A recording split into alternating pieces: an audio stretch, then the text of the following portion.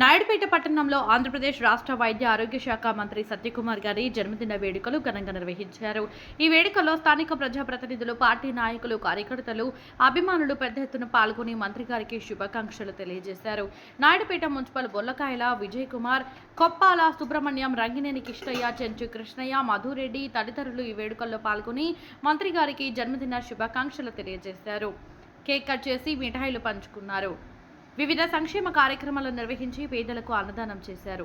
మంత్రి గారికి శుభాకాంక్షలు తెలియజేసేందుకు పెద్ద సంఖ్యలో ప్రజలు తరలివచ్చారు. విజయ్ కుమార్ మంత్రి గారి సేవలను కొనియాడుతూ కార్యకర్తలు, అభిమానులు నినాదాలు చేశారు. ఈ సందర్భంగా పలువురు నాయకులు మాట్లాడుతూ మంత్రి సత్యకుమార్ రాష్ట్ర అభివృద్ధికి చేస్తున్న కృషిని ప్రశంసించారు.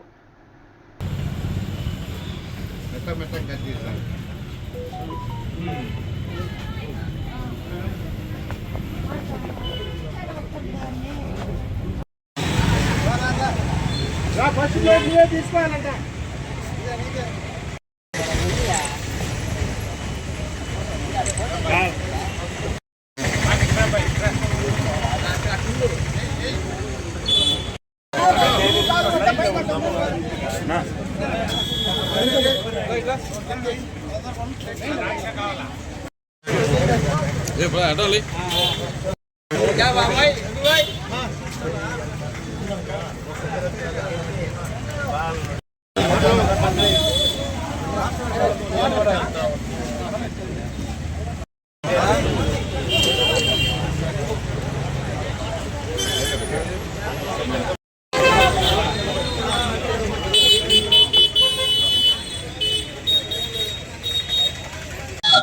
మా ఆత్మీయ సోదరులు, ఆంధ్రప్రదేశ్ రాష్ట్ర ఆరోగ్య శాఖ మంత్రివర్యులు సత్యకుమార్ యాదవ్ గారు నేడు జన్మదిన సందర్భంగా నాయుడుపేటలో కేక్ కట్ చేసి అన్నదాన కార్యక్రమం నిర్వహించడం జరుగుతుంది. సత్యకుమార్ గారు చిన్న వయసులోనే, విద్యార్థి దశలోనే అనేక ఉద్యమాల్లో పాల్గొని ఏబీవీపీలో చురుకైన పాత్ర పోషించారు. అతని చురుకుదనాన్ని మెచ్చుకొని నాయుడు గారి దృష్టి ఆయన మీద పడి నాయుడు గారికి వ్యక్తిగత కార్యదర్శిగా నియమించుకోవడం జరిగింది. ఆనాటి నుంచి సెంట్రల్ మినిస్టర్ గా ఉన్నా కూడా నాయుడు గారికి పిఎస్ గా, ఓఎస్డీగా, ఉపరాష్ట్రపతికి వెళ్ళినా కూడా ఓఎస్డీగా నియమించడం జరిగింది.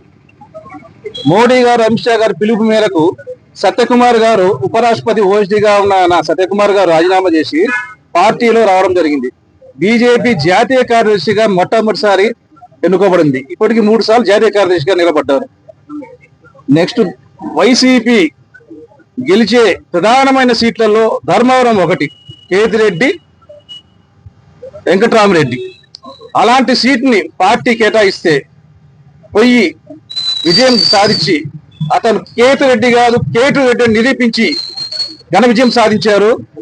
ఆ ఘనతకి మంత్రి పదవి వచ్చింది. పోతే ఆయన దేశంలోనే ఉన్న భాషల్లో ప్రావీణ్యం కలిగిన వ్యక్తి. దేశంలో ఉన్న జాతీయ స్థాయి నాయకులతో మంచి సత్సంబాలు ఉన్నాయి. దానివల్ల హెల్త్ పరంగా ఆయనకు కావాల్సినవి అధికంగా ఆంధ్రప్రదేశ్కి తెప్పించుకొని ఎన్నో డెవలప్మెంట్స్ చేస్తున్నారు.